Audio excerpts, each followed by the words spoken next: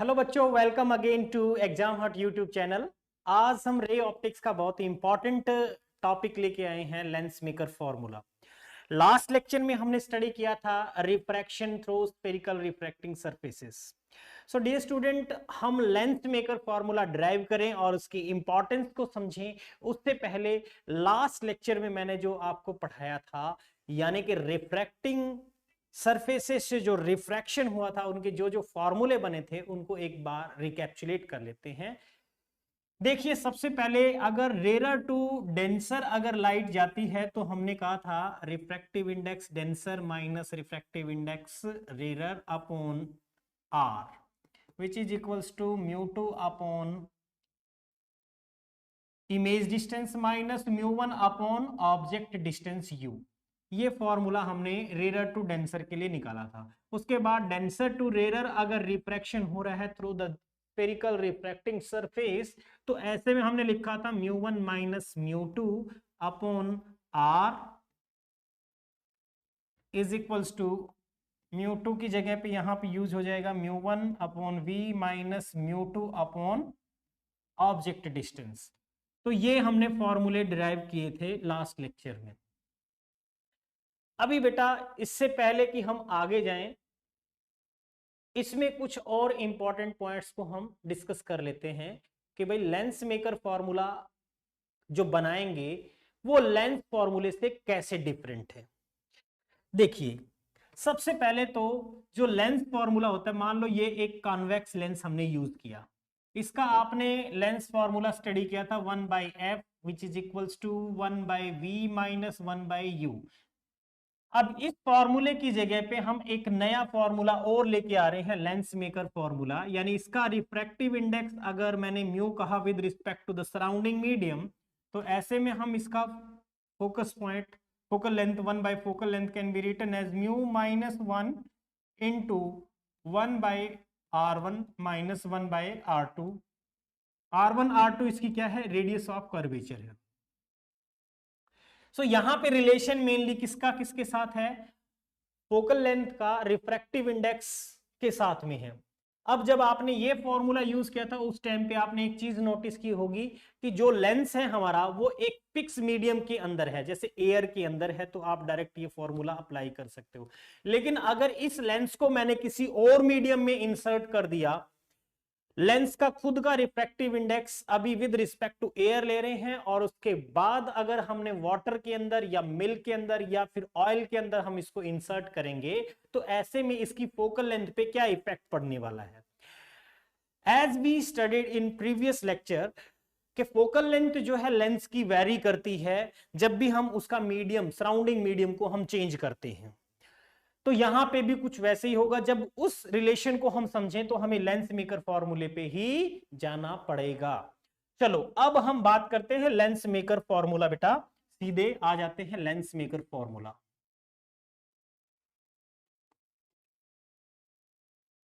Lens maker formula सिर्फ competitive exams के लिए ही इंपॉर्टेंट नहीं है, ये बोर्ड एग्जाम के लिए भी इंपॉर्टेंट है।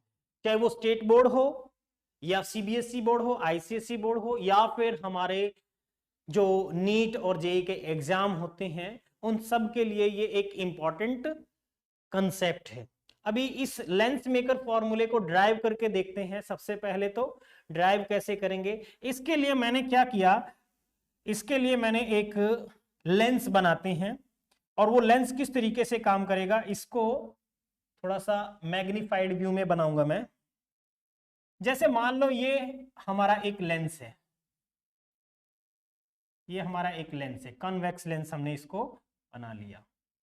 अब इसके लिए आपने इसका ये फेस एक्स और इसको वाई कंसीडर किया, और ये है एक प्रिंसिपल एक्सिस जो इसके ऑप्टिकल सेंटर से क्रॉस हो रही है। अब मान लो कि एक ऑब्जेक्ट हम लेते हैं, जिसको मैंने कहा कि ऑब्जेक्ट यहां कहीं पे मैंने इसका ऑब्जेक्ट रखा ओ, और जो इनसे इंसिडेंट रे निकलेगी वो है ये। अब बेसिकली इसका फेस है एक्स, और यहां मैंने P1 कंसीडर कर लिया। एक्स P1 Y से रिफ्रैक्शन हुआ रेरर टू डेंसर, इसका रिफ्रैक्टिव इंडेक्स मैंने μ1 लिया है, और जो मटेरियल है, जो लेंस है, इस लेंस के मटेरियल का रिफ्रैक्टिव इंडेक्स हमने μ2 कंसीडर कर लिया। इतना समझ में आ गया। रेयर टू डेंसर अगर जाएगी तो अपने को एक बात पता है कि इसका बेंडिंग होगा टुवर्ड्स द नॉर्मल। अब नॉर्मल कहां से जाएगा? इस फेस का, इस कर्व का, XP1Y कर्व का सेंटर ऑफ कर्वेचर बनने वाला है कहीं पे, उस सेंटर ऑफ कर्वेचर पे जाएगा। यानी ये सेंटर ऑफ कर्वेचर मान लिया मैंने यहां तक, ठीक है। इसको मैंने नाम दिया है भाई हमारा C1 है, ये C1 है। और P1 से C1 रेडियस ऑफ कर्वेचर यानी R1 होगी, क्योंकि रे फर्स्ट ऑफ, अगर हम बात करें इंसिडेंट अगर कर रही है तो वो किस पॉइंट पे इंसिडेंट कर रही है? फर्स्ट फेज पे इंसिडेंट कर रही है, ठीक है। अब इसके लिए अपने को क्या करना है? सबसे पहले इंसिडेंट एंगल यहां देखते हैं, ये है I, it will bend towards the normal.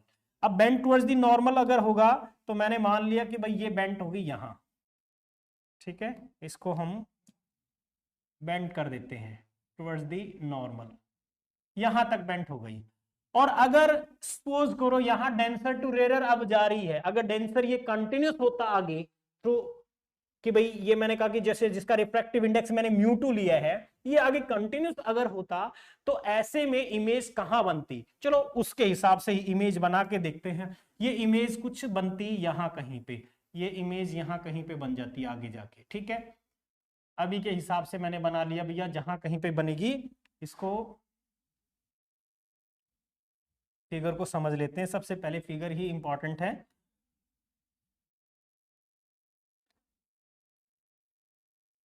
ये लो यहां पे बना के देखते हैं। तो ये भाई कुछ ऐसे इमेज बनाता, अगर ये डेविएट नहीं होती तो यहां कहीं पे इमेज बना देता।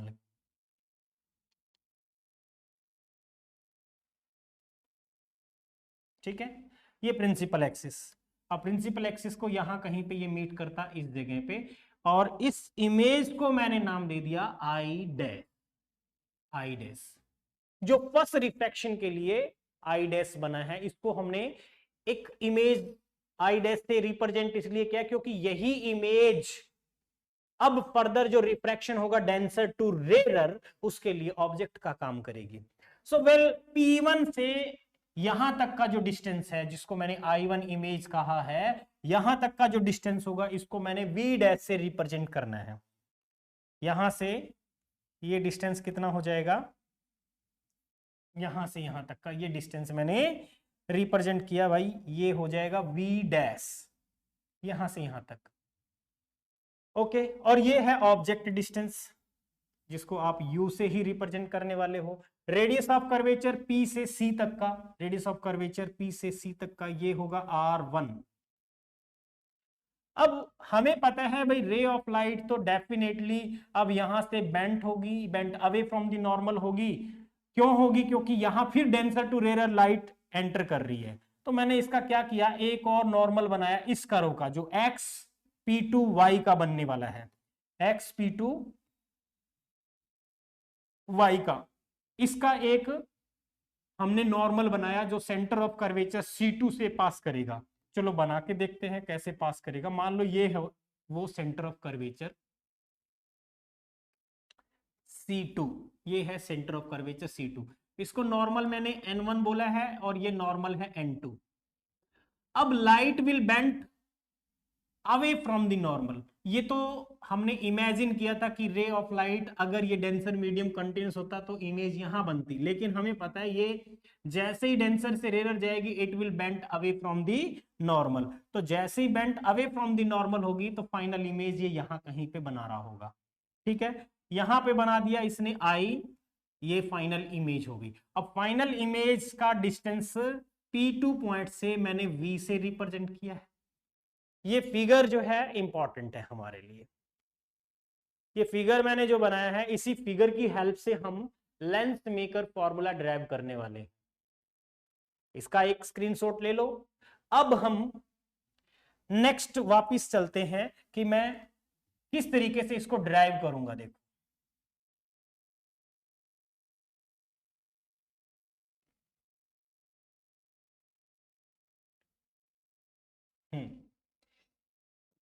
देखिए, सबसे पहले हमने क्या किया, रिफ्रैक्शन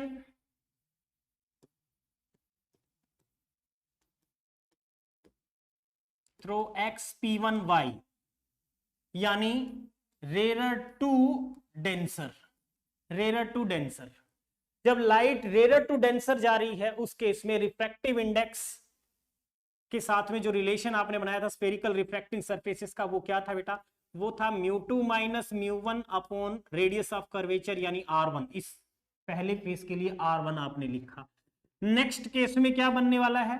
नेक्स्ट केस में आपने लिखा μ2 और इमेज डिस्टेंस। अब इस कर्व पे यानी एक्स P1 Y पेस थे, जब रिफ्रैक्शन हुआ तो इमेज हमने कहा आई डैश बनी है, और आई डैश का डिस्टेंस हमने वी डैश से रिप्रेजेंट किया। तो ये वी डैश से मैंने image distance minus refractive index of rarer medium upon object distance, ये ऑब्जेक्ट डिस्टेंस यू होगा।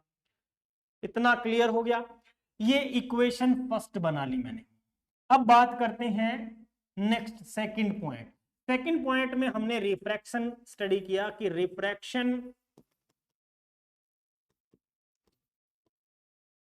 थ्रो एक्स P2 Y, और इस बार डेंसर टू रेरर है, इस बार डेंसर टू रेरर, ठीक है, रिफ्रैक्शन हो रहा है।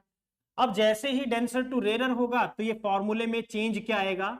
इस μ2 की जगह पे मैंने कहा था μ1 लिखना है, तो यानी μ1 minus μ2 upon radius of curvature, इस बार R2, क्योंकि इस कर्व का एक्स P2 Y का जो रेडियस ऑफ कर्वेचर बनेगा वो बनेगा R2, और इक्वल्स टू रिफ्रैक्टिव इंडेक्स, यहां पे μ1 μ2 को चेंज कर दिया μ1 क्योंकि डेंसर टू रेरर जा रहा है, और यहां पे फाइनल इमेज कहां पे बन रही है? V पे, माइनस यहां लिखेंगे μ2 और ऑब्जेक्ट डिस्टेंस। अब इस स्पेस के लिए ऑब्जेक्ट का काम कौन कर रहा है? आई डैश, तो इसकी डिस्टेंस कितनी है जिसको हम लिखेंगे V डैश, तो इमेज डिस्टेंस हमने V डैश से रिप्रेजेंट कर दिया। ओके, एक छोटा सा काम और कर लेते हैं, इसमें से माइनस कॉमन ले लेता हूं, यहां से माइनस मैंने कॉमन लिया, ये बनेगा μ2 minus μ1 upon R2 which is equals to μ1 upon V minus μ2 upon V dash, ठीक है। और ये इक्वेशन बन गई हमारी सेकंड। अब बेटा जब इक्वेशन 1 और 2 को हम ऐड करेंगे तो हमारा लेंस मेकर फॉर्मूला निकल के आएगा। चलो देखते हैं कैसे आता है। Adding equation 1 and 2, adding equation 1 and 2, 1 और 2 को आप ऐड करोगे, देखो जरा, ये μ2 माइनस μ1 अपॉन R1 है, यहां पे μ2 माइनस μ1 अपॉन R2 है, लेकिन माइनस का साइन, तो इसमें से मुझे साफ साफ दिख रहा है क्या कॉमन आ रहा है। वो कॉमन जो चीज आ रही है उसको यहां लिख लेते हैं। यहां लिखा मैंने μ2 माइनस μ1 इंटू ये प्लस वाला 1/R1 माइनस 1/R2।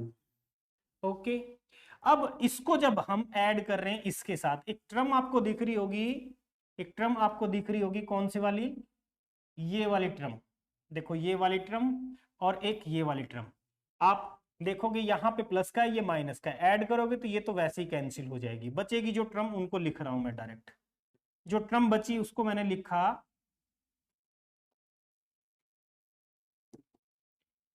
यहां पे बची है μ1 अपॉन V और माइनस ये है μ1 अपॉन U। तो देखो जरा इसमें से भी μ1 कॉमन आ रहा है, तो ये भी काम थोड़ा सा एक्स्ट्रा कर ही लेते हैं, यानी μ1 कॉमन लिया मैंने 1/V माइनस 1/U, और ये आपको लेंस फॉर्मूला पता ही है, ये किसके बराबर होता है? 1/F के बराबर होता है। चुटकियों में इसको एक बार स्क्रीनशॉट ले लो ताकि नेक्स्ट स्लाइड पे चले हम। अब देखो जो चीज निकल के आई है उसको एक बार दोबारा से, ये सेम टू सेम मैं आगे वहां पे लिख रहा हूं।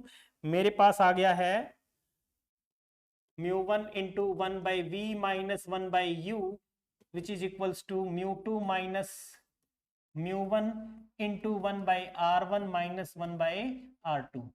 अब आपको इसने साफ साफ पता है, लेंस फॉर्मूले से निकाल लो, तो ये 1/V minus 1/U is equals to 1/F होता है, या फिर आप इसको ये लिख सकते हो, if U is equals to infinity then image will formed at focal length so v किसके बराबर हो जाएगा, f के ऊपर बनेगा, यानी फोकस पॉइंट पे बनेगा तो फोकल लेंथ के बराबर हो गया।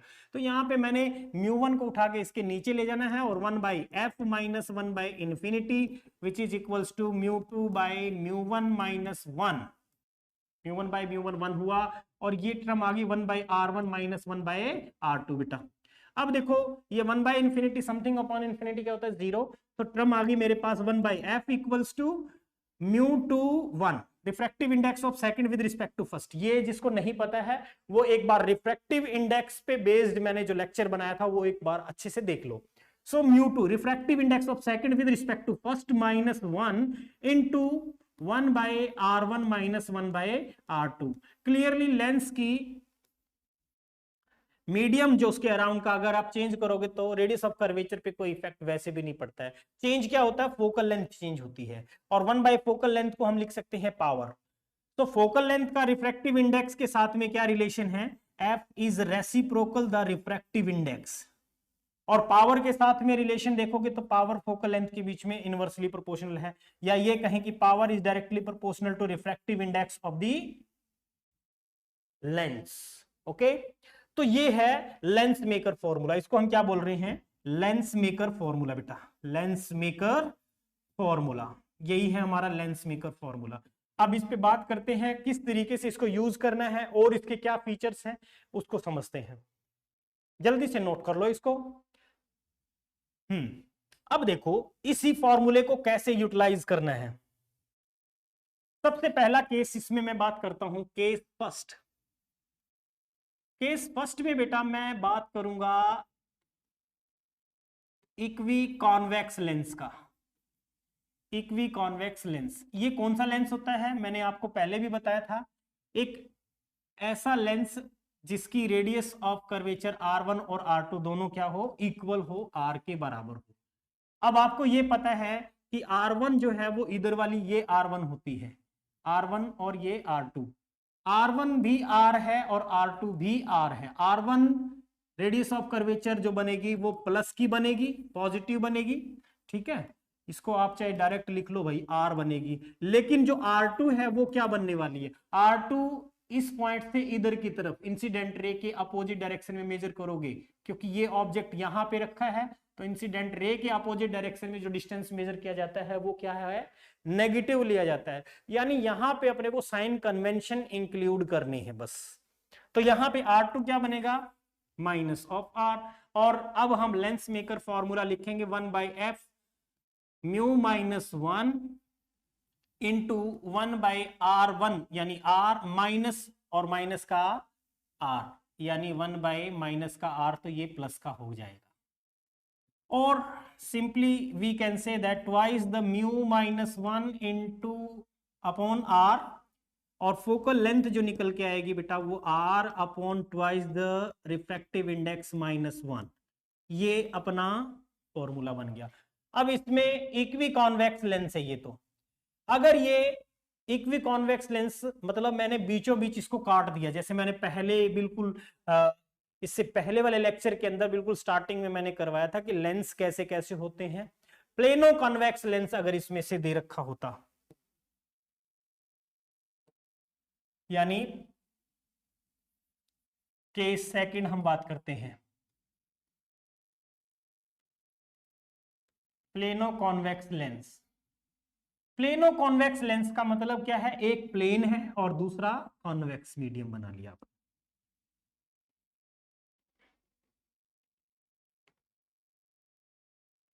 ठीक है, अब इस बार R1 तो आपको साफ दिख रहा है इन्फिनिटी हो रहा है, लेकिन R2 क्या बनेगा, अगर ऑब्जेक्ट इस तरफ रखा हो तो R2 को आप लिखोगे equals to minus of R, incident ray के अपोजिट डायरेक्शन में मेजर करेंगे।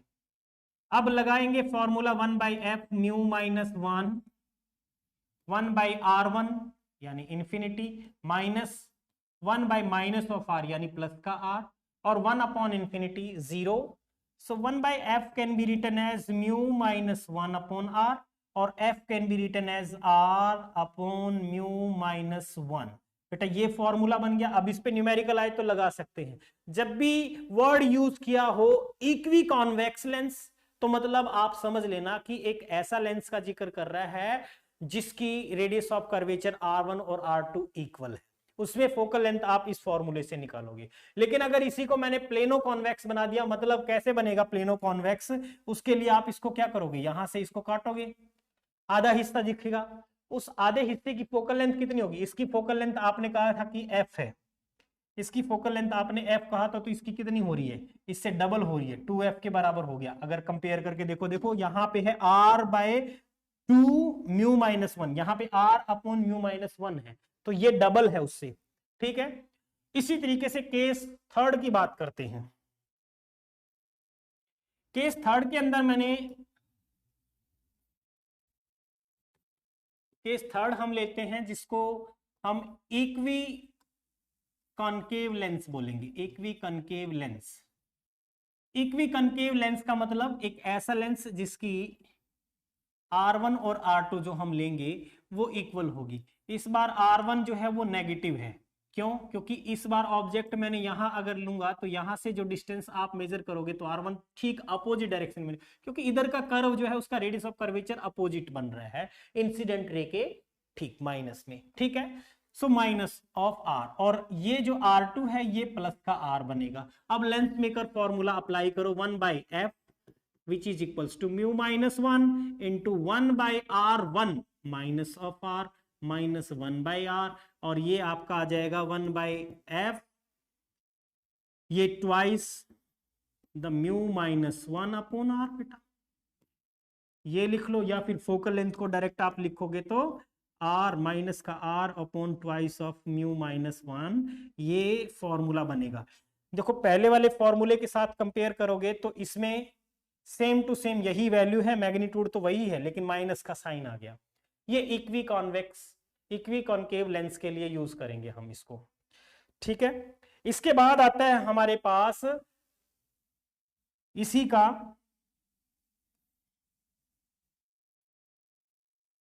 केस फोर्थ केस में मैंने प्लेनो कनकेव लेंस ले लिया। अब बेटा प्लेनो कनकेव लेंस अगर लेंगे तो ये प्लेन और इसका कनकेव पोर्शन ये बना लिया मैंने। अब इसमें साफ साफ R1 तो हमारा इन्फिनिटी बनेगा क्योंकि प्लेन है, और R2 जो भी बनेगा वो क्या बनेगा, प्लस का R बनेगा। तो 1/f is equals to μ-1 into 1/r1 infinity minus 1/r। अब देखो समथिंग अपॉन इन्फिनिटी 0, क्रम आ गई आपके पास 1/f μ-1 अपॉन r, लेकिन माइनस का होगा ये।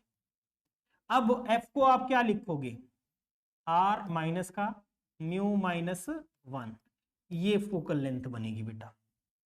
इसके साथ कंपेयर करोगे, अगेन ये डबल है इससे, ये क्या है, अगर इसको और इसको कंपेयर करोगे तो प्लेनो कनकेव लेंस की फोकल लेंथ इसकी फोकल लेंथ से डबल है, ठीक है, समझ आ गया। तो ये मतलब अलग अलग लेंथ की फोकल लेंथ कितनी होगी, क्या फॉर्मूला यूज करेंगे, न्यूमेरिकल भी इन्हीं के बेस पे होंगे। चलो आगे बात करते हैं, एक छोटा सा क्वेश्चन हम बना के देखते हैं। मेरे पास मान लो एक क्वेश्चन मैंने फॉर एग्जांपल लिख लिया,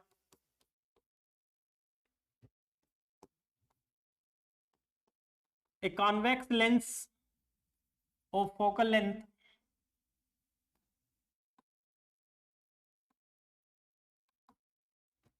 ट्वेंटी सेंटीमीटर। हमने 20 सेंटीमीटर का एक कॉन्वेक्स फोकल, जिसकी कॉन्वेक्स लेंस ली है, जिसकी फोकल लेंथ हमने 20 सेंटीमीटर कंसीडर की है, और इसने ये भी कहा है, इसमें एक चीज ये कहा है ऑफ रिफ्रैक्टिव इंडेक्स बेटा, इसका रिफ्रैक्टिव इंडेक्स उसने दे दिया 1.5 इज, नेक्स्ट बोला इसने, इज इमर्स्ड इनटू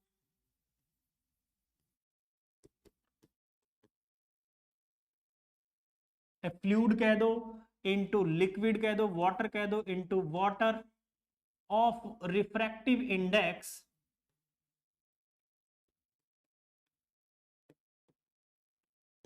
4/3। अब कह रहे हैं fine the new focal length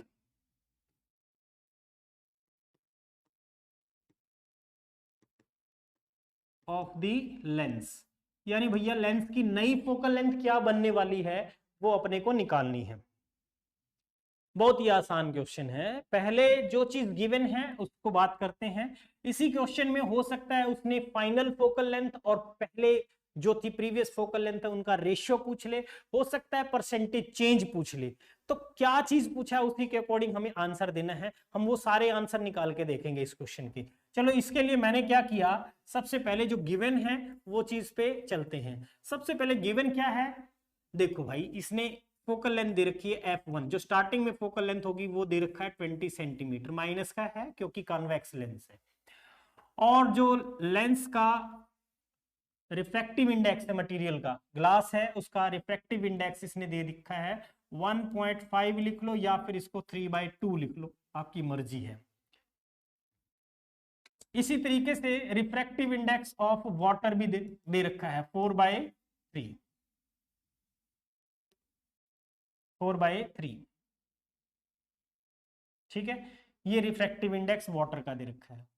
अब सबसे पहला केस हम बात करते हैं applying lens maker formula 1/f1 which is equals to glass का refractive index with respect to air, क्योंकि पहले वो एयर में रखा होगा, विद रिस्पेक्ट टू एयर यानी एब्सोल्यूट रिफ्रैक्टिव इंडेक्स -1 और into 1/r1 - 1/r2।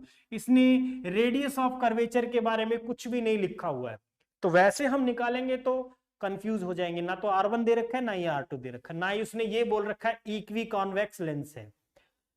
So well हमें जरूरत भी नहीं है, क्योंकि जैसे ही फ्लूइड के अंदर हम उसको इंसर्ट करेंगे, इमर्ज करेंगे, तो फ्लूइड उसके रेडियस ऑफ कर्वेचर को चेंज नहीं कर सकता। तो ये तो है हमारी इक्वेशन फर्स्ट। अब बात करते हैं नेक्स्ट, जैसे ही वाटर के अंदर इमर्ज किया, after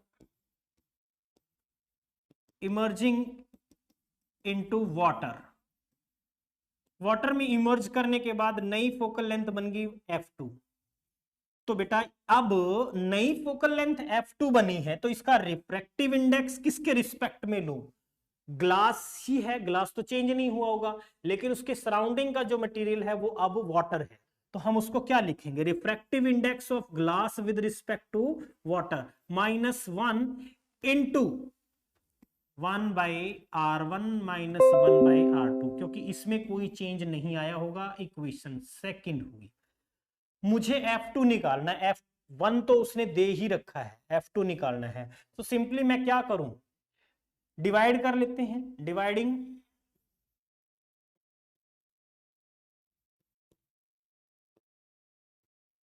equation 1 by equation 2। Equation 1 को 2 से डिवाइड करेंगे तो आप क्या लिखोगे, ये 1/f1 बना, इसको पलट के लिखो बेटा f2/1, और ये सेम टू सेम यहां लिख रहा हूं मैं, रिफ्रैक्टिव इंडेक्स ऑफ ग्लास -1। मैंने वैल्यू नहीं रखी है, बहुत सारे बच्चे कॉम्प्लेक्स बना लेते हैं क्वेश्चन को अपने आप से ही, कॉम्प्लेक्स नहीं बनाना है क्वेश्चन को। देखो मैंने कहीं पे अभी तक ये जो वैल्यू दे रखी है ये नहीं रखी, अगर मैं चाहता तो यहाँ वैल्यू रख लेता और फिर उसको कैलकुलेट करता, फिर फाइनली इसको कैलकुलेट करता, फिर सोल्व करता, कॉम्प्लेक्स हो जाता। मैं एक फॉर्मूला बनाने की कोशिश करता हूँ, बाद में उसके अंदर वैल्यू पुट हम कर लेंगे। चलो देखो कैसे, मैंने डिवाइड किया 1 को 2 से, तो म्यूजी -1 और यहां लिखेंगे म्यूजी ऑफ वाटर -1, क्लियर। और यहां पे ये और ये आपस में डिवाइड करेंगे तो कैंसिल हो जाएंगे। अब जो मेरे पास फॉर्मूला आ गया बेटा, बस इस फॉर्मूले की हमें जरूरत थी, इसमें वैल्यूज पुट करो, आंसर आ जाएगा। ठीक है, कैसे आएगा चलो चेक करते हैं, कैसे आएगा चलो चेक करते हैं। इसके लिए मैंने अगेन इसको थोड़ा ऊपर कर देते हैं, क्वेश्चन तो आपको पता ही है, बाद में नोट कर लेना इसको, यस यहां तक। ठीक है, अब देखिए बेटा, मैंने जैसे ही डिवाइड किया तो यहाँ पे है f2/f1 और रिफ्रैक्टिव इंडेक्स ऑफ ग्लास उसने दे रखा 1.5 यानी 3/2, तो 3/2 -1, और यहाँ पे refractive index of glass with respect to water है, refractive index of glass with respect to water, इसको कैसे लिखेंगे? Refractive index of glass divide by refractive index of water. Refractive index of glass आपको पता है कितना दे रखा है, 3/2, और वाटर का रिफ्रैक्टिव इंडेक्स उसने दे रखा है 4/3। तो पहले तो ये चीज निकालो, ये कितना बन गया 3/2, और इसको पलट के रखो 3/4, तो ये बन गया 9/8। तो ये मुझे चाहिए था, ये कितना आया 9/8, ये यहां यूज करो 9/8 माइनस 1। अब इसको आपने सोल्व किया तो ये तो आ गया 1/2, और इसको सोल्व करेंगे तो ये आ गया 1/8, या फिर 1/2 इंटू 8/1 बेटा, इसको काट दिया 4, तो रेशियो तो आ गया 4:1। और F2 अगर आपसे पूछे तो F2 को लिख सकते हो 4 टाइम्स दी F1, और F1 दे रखा था उसने 20, यानी 4 इंटू 20, यानी कहने का मतलब 80 सेंटीमीटर इसका आंसर आ गया। रेशियो पूछे तो 4:1, और F2 फाइनल फोकल लेंथ आ गई 80 सेंटीमीटर। और अगर मैंने ये लिखा कि भाई 80 सेंटीमीटर ये है, तो परसेंटेज चेंज कितना आया होगा, तो वो भी निकाल लो। परसेंटेज चेंज के लिए हम क्या लिखेंगे, परसेंटेज चेंज इन एफ, तो हम लिखेंगे delta F divide by F into 100।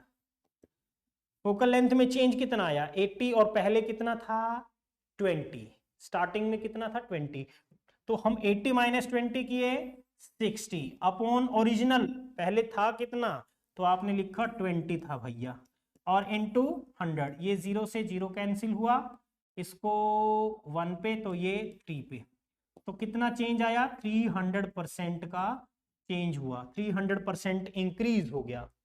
ठीक है, क्लियर हुआ?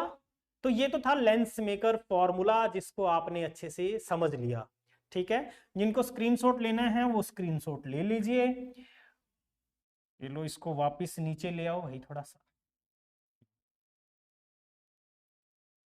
और इसको छोटा कर देते हैं।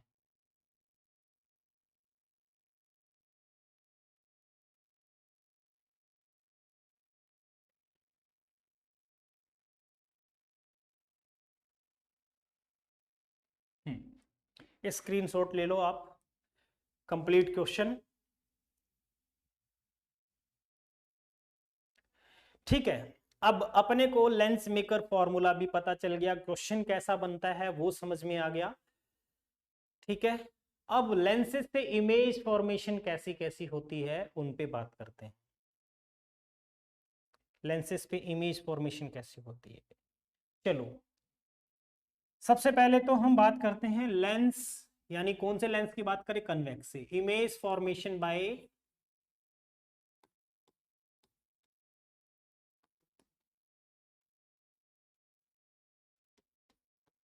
Convex lens.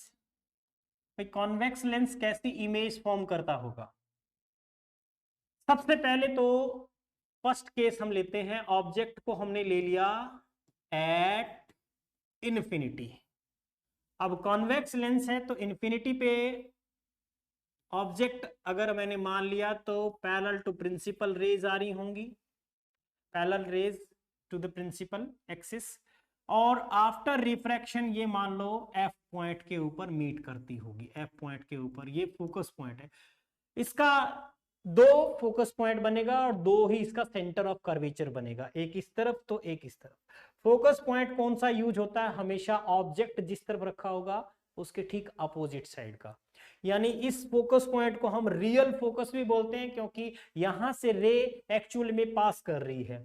तो अब इसके फीचर्स की बात करें तो कैसे फीचर हैं, सबसे पहली बात तो अपने को पता चल रहा है रियल में मीट कर रही है तो इमेज जो है रियल एंड इन्वर्टेड है, रियल एंड इन्वर्टेड है। कैसी है, पॉइंट साइज है, यस पॉइंट साइज है, डिमिनिश्ड है। इसके अलावा पॉइंट साइज है तो इमेज डिस्टेंस, इमेज हाइट जो है वो कितनी होगी, 0 होगी। ठीक है, बनी कहां पे है, एट एफ, और इसका लीनियर मैग्निफिकेशन जो होगा लीनियर मैग्निफिकेशन, ये अच्छे से पढ़ चुके हैं हम ऑलरेडी। लीनियर मैग्निफिकेशन क्या होता है? Linear magnification m is equals to, यहां पे रहेगा 0। लीनियर मैग्निफिकेशन मतलब रेशियो होता है इमेज हाइट और ऑब्जेक्ट हाइट का। तो इमेज हाइट यहाँ पे 0 है, तो लीनियर मैग्निफिकेशन कितना होगा? 0 ही होगा। तो इस केस में आपने देखा ऑब्जेक्ट इंफिनिटी पे होने पे फोकस पे इमेज बनती है। अभी मैंने क्या किया, ऑब्जेक्ट को थोड़ा आगे की तरफ उठा के लेके आते हैं। ऑब्जेक्ट बियॉन्ड सी के पीछे रखते हैं बेटे, ये प्रिंसिपल एक्सिस। यहां कहीं पे मान लो मैंने इसका C centre of curvature consider किया, और ये है ऑब्जेक्ट ए बी। पहली रे प्रिंसिपल एक्सिस के पैरेलल। याद रखना जो भी रे प्रिंसिपल एक्सिस के पैरेलल जा रही है, after refraction it will pass through the focus point, real focus से पास करेगी। और एक ये है इसका पी पॉइंट, ठीक है, ऑप्टिकल सेंटर। इस ऑप्टिकल सेंटर से जो भी रे जाएगी, चाहे बिल्कुल ये प्रिंसिपल एक्सिस के अलोंग या फिर इंक्लाइंड जाए, वो सीधी जाएगी, अनडेविएटेड, ये याद रखना है। तो यहां से ये रे सीधी चली गई, और ये आफ्टर रिफ्रैक्शन ये यहां से कहीं से चली जाएगी, ठीक है। अब ये इमेज फॉर्म कर रहा है यहां, रियल इमेज ए डैश और बी डैश, ये फोकस पॉइंट है, इसका सेंटर ऑफ कर्वेचर यहां कहीं पे आता होगा। तो याद रखिए सी के पीछे है, तो इमेज कहां पे बन रही है? फोकस और सी के बीच में बन रही है। तो इसके भी फीचर्स में हम अगर बात करें तो साफ साफ पता चल रहा है कि एक तो रियल है एंड इन्वर्टेड है, रियल एंड इन्वर्टेड। साइज कैसा है? H dash is smaller than H. Image की जो हाइट है वो ऑब्जेक्ट की हाइट से कम है, और इस बार कहां पे बना है? Between C and F, C और एफ के बीच में बना है। मैग्निफिकेशन का मैग्नीट्यूड जो लेस देन 1 रहेगा, और इसकी वैल्यू नेगेटिव होगी क्योंकि रियल इमेज बना रहा है। और जब भी हमने साइन कन्वेंशन में स्टडी किया था, लीनियर मैग्निफिकेशन नेगेटिव कब होता है, पॉजिटिव कब होता है? तो नेगेटिव कब होता है? जब रियल इमेज बनेगी, और वर्चुअल बनेगी तो पॉजिटिव। अब इससे नेक्स्ट केस पे चलते हैं। नेक्स्ट केस आता है जिसमें लीनियर मैग्निफिकेशन -1 हो जाएगा।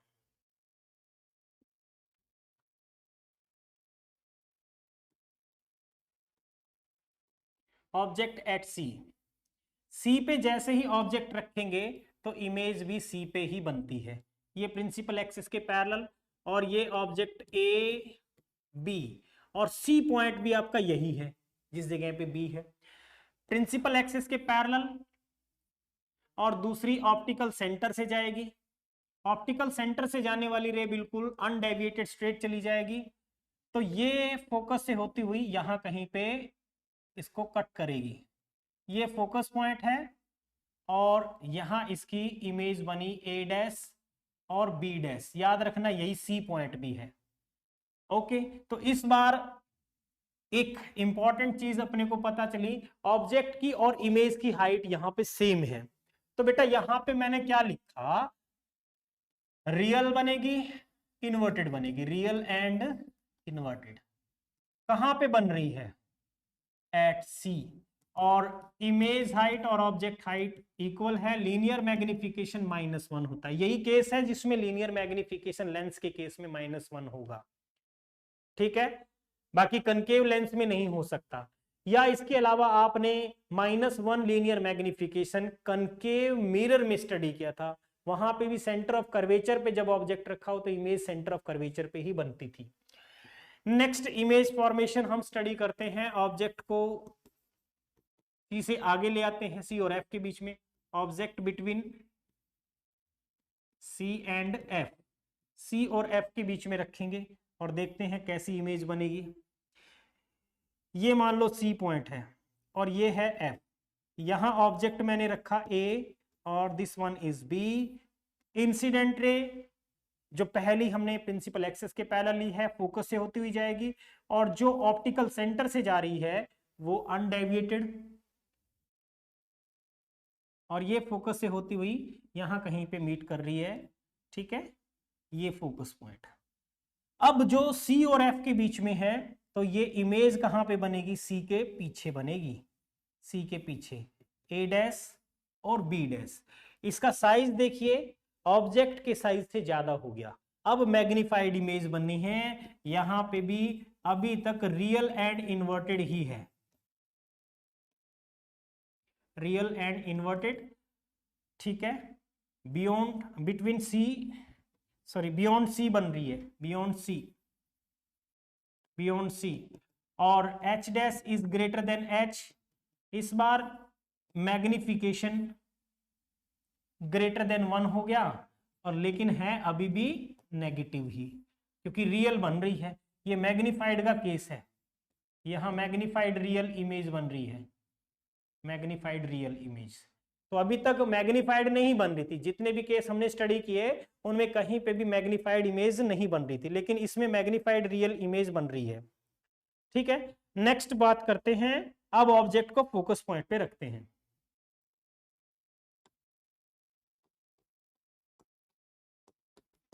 ऑब्जेक्ट एट एफ, एफ पे जैसे ही रखोगे ये एफ पॉइंट है, ये प्रिंसिपल एक्सिस के पैरेलल जो आ रही है ये एफ से होती हुई गई, और ये ऑप्टिकल सेंटर से ये इन्फिनिटी पे जाएंगी, पैरेलल जाएंगी, मतलब इनके मिलने के चांस नहीं है, ठीक है, इनका संगम नहीं हो सकता। तो भाई अभी भी बनेगा तो पॉसिबली ये मान कर चलते हैं कि इन्फिनिटी पे जाके मिली होंगी तो हमें नहीं पता, लेकिन फिर भी हम उसको ये कहेंगे कि रियल एंड इन्वर्टेड बनाएगा, बनेगा तो real and inverted.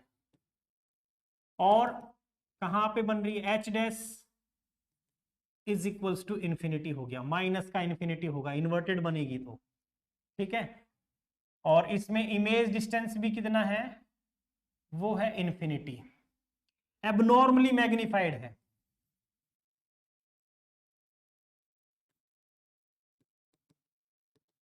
Abnormally magnified. कहां पे बन रही है? At infinity, at infinity. इस बार लीनियर मैग्निफिकेशन m की वैल्यू माइनस इन्फिनिटी, तो ये वो केस है जहां पे लीनियर मैग्निफिकेशन माइनस में, और वो भी इनफाइनाइट, प्लस इन्फिनिटी हो नहीं सकता, ये हम ऑलरेडी स्टडी कर सकते हैं, ठीक है। मैग्निफिकेशन प्लस का नहीं होता है, प्लस का इन्फिनिटी मतलब। अब ये लेंस वर्चुअल इमेज बनाएगा नेक्स्ट केस के अंदर, जहां पे ऑब्जेक्ट फोकस और पोल के बीच में रखा होगा। तो हमने लिखा object between P and F, ये वो केस है जहां पे वर्चुअल इमेज क्रिएट करेगा।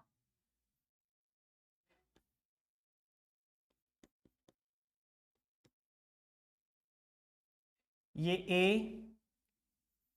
और ये B,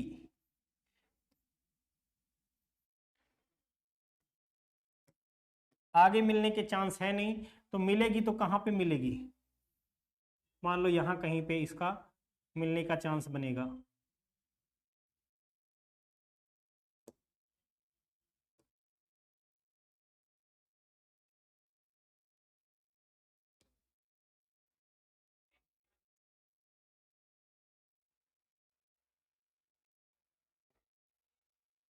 ठीक है। A डैश B डैश, ये मैग्निफाइड इमेज बनी, यानी वर्चुअल एंड इरेक्ट इमेज बेटा। अब इरेक्ट इमेज इस केस में बनती है, और convex lens virtual image magnified ही बनाता है। H dash is greater than H, magnified है। कहां पे बन रही है? मिरर के जिस तरफ ऑब्जेक्ट रखा है उसी तरफ, लेकिन माइनस, या जैसे माइनस इन्फिनिटी मैग्निफिकेशन हुआ था, माइनस की बजाय प्लस का इन्फिनिटी मैग्निफिकेशन पॉसिबल नहीं है।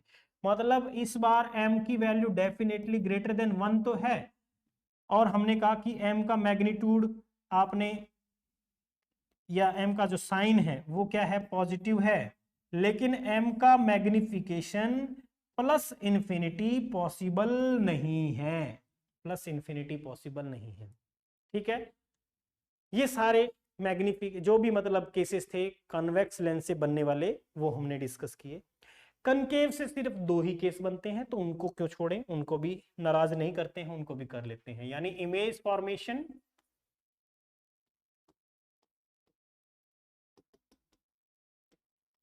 Bye concave lens. Concave lens real image बनाएगा नहीं। सबसे पहले ऑब्जेक्ट को इन्फिनिटी पर रखो और इसके लिए ये मैंने कनकेव लेंस लिया। इन्फिनिटी से रेज आ रही होंगी तो डेफिनेटली ये ऐसे डाइवर्ज होती हैं जैसे कि कहां से आई हो, फोकस से आ रही हो।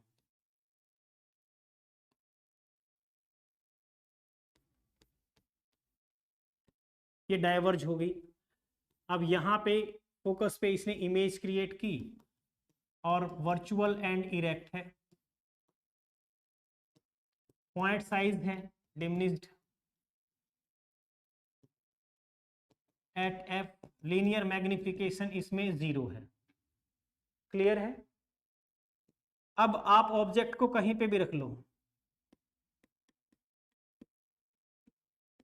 इन फ्रंट ऑफ लेंस, लेंस के सामने कहीं पे भी रख लेते हैं। उस केस में देखते हैं इमेज कहां बनेगी। यहां पे मैंने ऑब्जेक्ट रख लिया ए और ये बी, पहली रे प्रिंसिपल एक्सिस के पैरेलल, और ये डाइवर्ज कैसे होगी, जैसे कि फोकस से आ रही हो, और जो पोल से जाने वाली है वो ये। अब इमेज कहां पे बन रही है, इस जगह पे virtual image A dash B dash.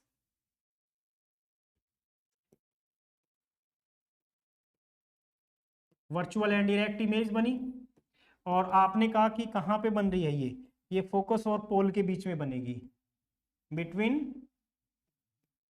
F and P, या पी एंड एफ कह दो, पी एंड एफ।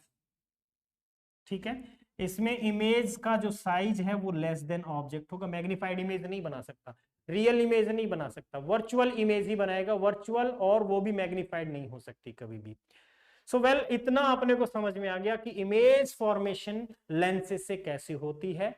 इतना अगर समझ आ गया तो आज हम इतना ही स्टडी करेंगे। और जो लेक्चर है, जिन्होंने पहले के लेक्चर नहीं देखे हैं डियर स्टूडेंट, पहले वो प्रीवियस लेक्चर जरूर देखें ताकि आपके कंसेप्ट क्लियर हो सके और जो बोर्ड एग्जाम है उसमें भी आपको दिक्कत ना आए। साथ ही साथ जो आप नीट जेईई की प्रिपरेशन कर रहे हो वो भी अच्छा जाए।